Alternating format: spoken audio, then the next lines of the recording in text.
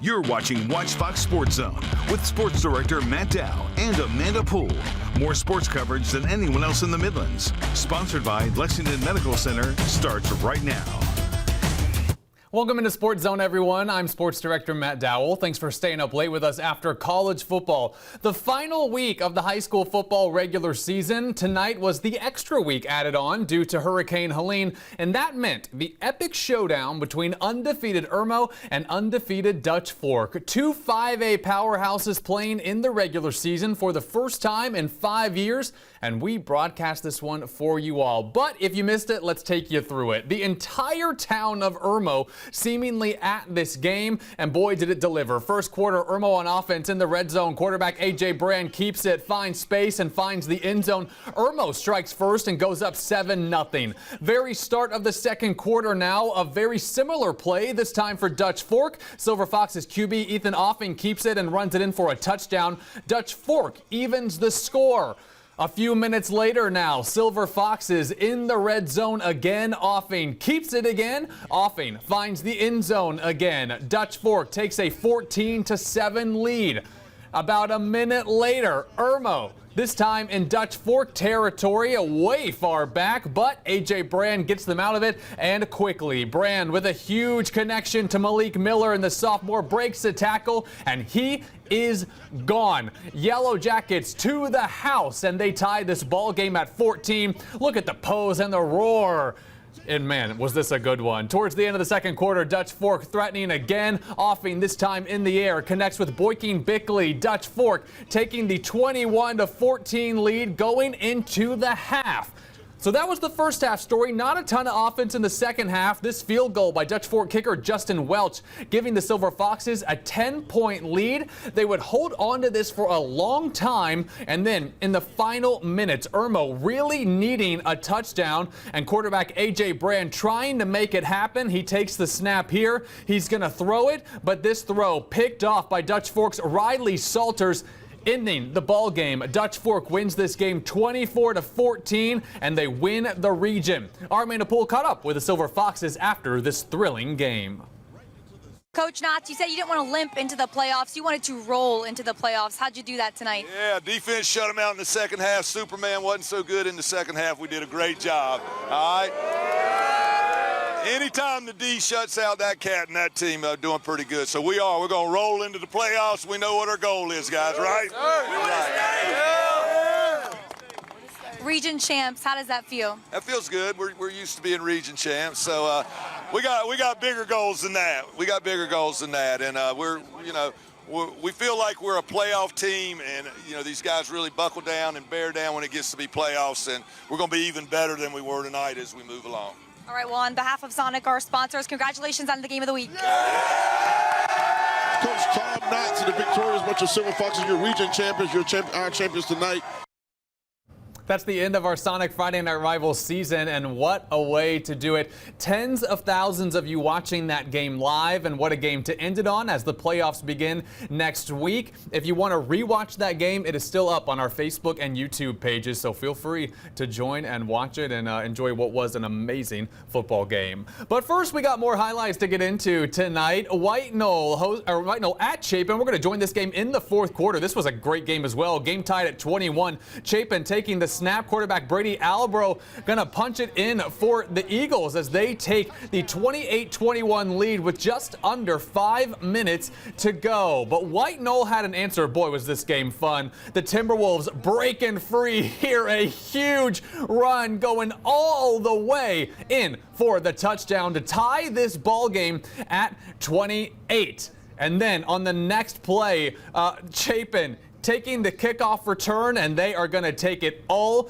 the way in for a touchdown, finding space, breaking all the tackles. The Eagles showing some speed, and Chapin going to win what was a huge game ahead of the playoffs, taking down White Knoll 35-34. Chapin with a huge win at home tonight.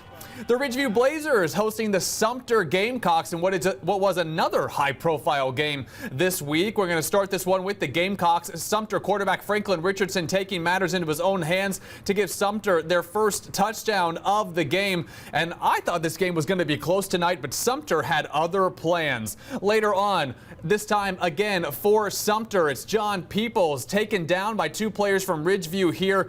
So some good D from Ridgeview. And so what does Sumter's quarterback do after that? Well, he's going to go for a second touchdown. Here, Sumter coming up with the goods once again. After the PAT, Sumter leading big time, and they would keep that lead all the way towards the end. But Ridgeview trying to make this game something. Ridgeview responding with their own touchdown here. Christian Jackson catching the long pass there, but Sumter is going to have an even bigger response. Later on for the Gamecocks, going to hand it off to Cameron Fortune, who doesn't touch the ground, runs it in for a touchdown here. Ooh, that is some big skill right there from Fortune. Sumter winning this game at Ridgeview comfortably, 49-6 over the Blazers.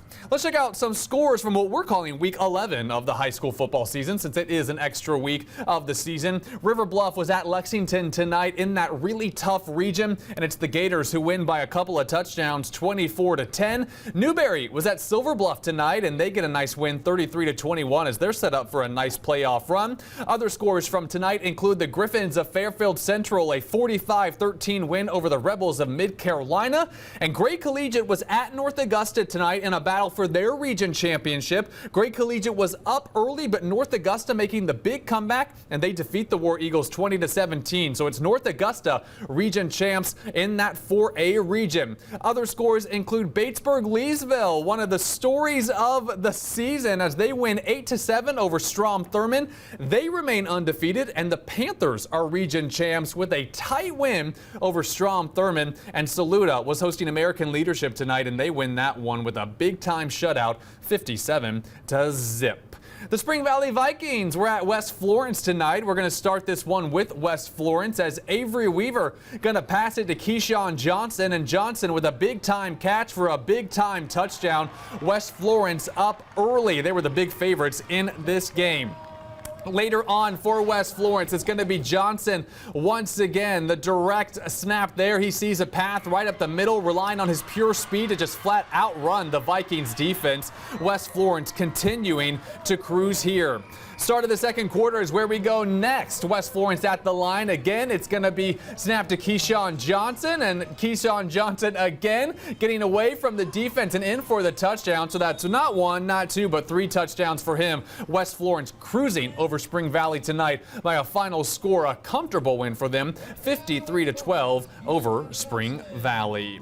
And a couple more scores for you tonight. These were actually played yesterday on Thursday night. Gilbert with a win at Aiken, 52-7, so a nice end to the regular season for the Indians. And Airport was at South Aiken, but it's South Aiken who wins that one, 42-27. Well, those are all the South Carolina High School League games from this week, but Skeeza beginning their playoffs tonight, and that includes Porter Gowd hosting the Heathwood Hall Highlanders in the first round of the Skeeza 4A playoffs. We're going to start this one. Cyclones working the ground game early. Jamal Flood on the toss left has some room, then cuts back inside, picks up about 20 before he's taken down by the Highlanders defense. Next play, Flood again, this time up the middle, backing his way into the end zone for the score. Cyclones up 7-0 quickly. Late first quarter, keep feeding Flood the ball. Toss left again, a little spin move this time, keeping the run and the drive alive. And then just into the second quarter, Flood going right this time, just running the edge, his blocker set all the way to the corner for the score. Porter Gowd winning this one big time over Heathwood Hall, 44-13. The Highlanders season comes to an end. That was a 44-13 final score for Porter Gowd. Other scores in Skeeza 4A playoffs tonight in the first round. Hammond advancing on as they eliminate Cardinal Newman 35-6. So the Cardinal season coming to an end. And the Ben Lippen Falcons season also coming to an end tonight as they lose by 10 to Augusta Christian. So Augusta Christian advancing to the next round. A couple of more scores for you tonight from Skeeza 4A. I should say one more score for you, and that is the Swamp Cats of Lawrence Manning. Their season is over as Northwood Academy beats them by 29. And then in Skeeza 3A, their playoff starting tonight as well. Wilson Hall, who's having an unbelievable season, the Barons, they win by 11 over John Paul to advance to the next round. And Northside Christian, a big-time winner, 53-28 over First Baptist.